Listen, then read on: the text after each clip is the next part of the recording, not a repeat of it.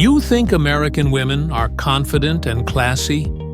Then maybe you've never walked the streets of Poland. What is it about this country, once erased from the map for over a century, that shapes women who are both fiercely intelligent and effortlessly breathtaking?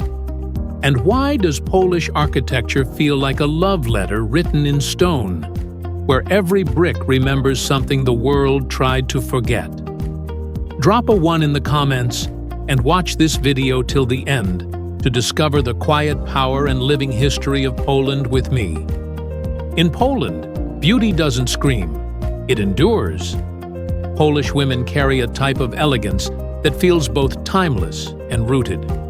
Fair skin, high cheekbones, tall frames, delicate features balanced by a quiet strength.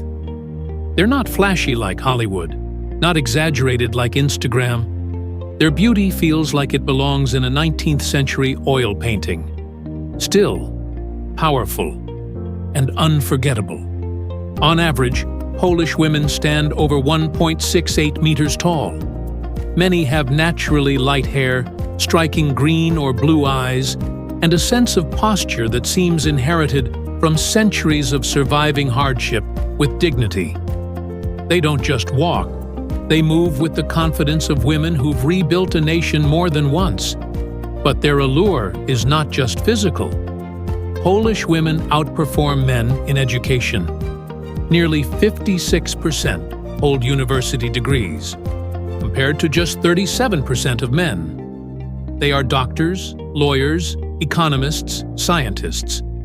In Warsaw, you might meet a woman who codes by day, dances folk mazurkas on weekends, and still finds time to volunteer for a human rights NGO.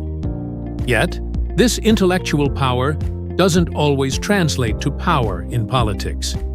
Despite their qualifications, women hold only around 30% of parliamentary seats. And outside the government, they still spend twice as much time on unpaid domestic labor compared to men. It's a paradox. Admired for their strength, but expected to remain gentle. Respected for their intelligence, yet asked to cook dinner after working a full shift.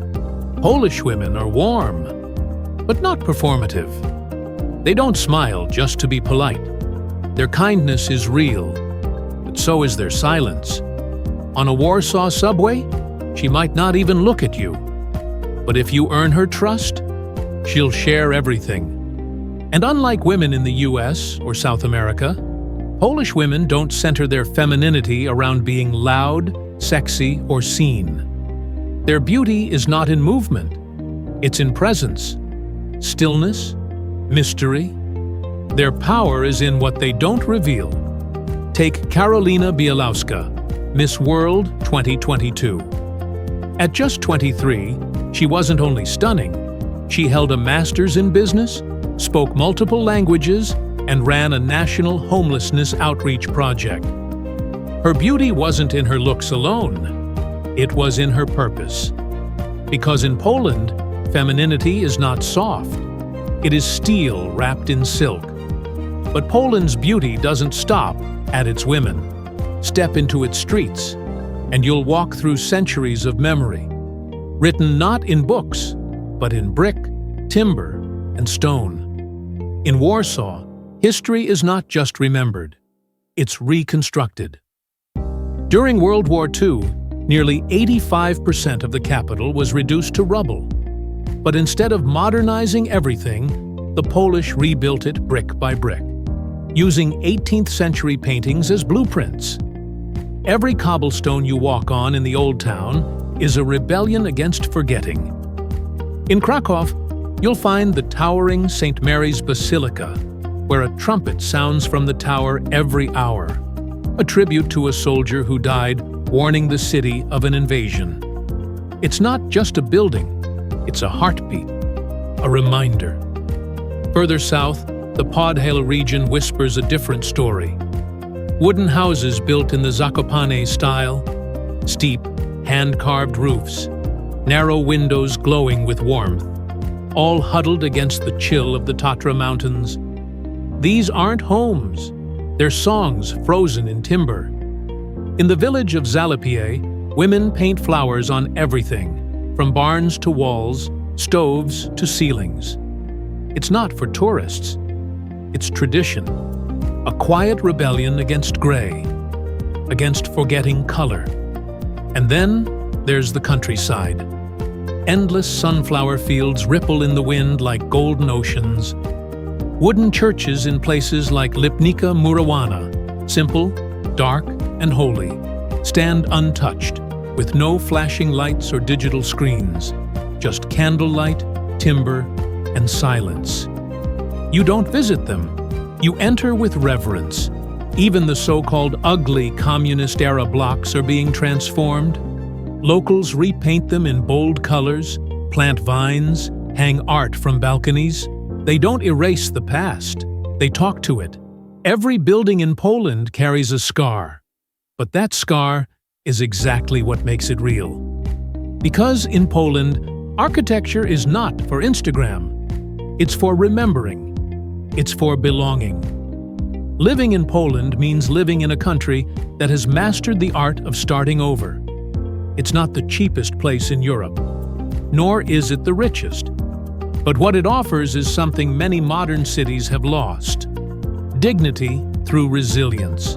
Economy and work. Poland's economy is one of the fastest growing in the European Union, but it didn't happen overnight.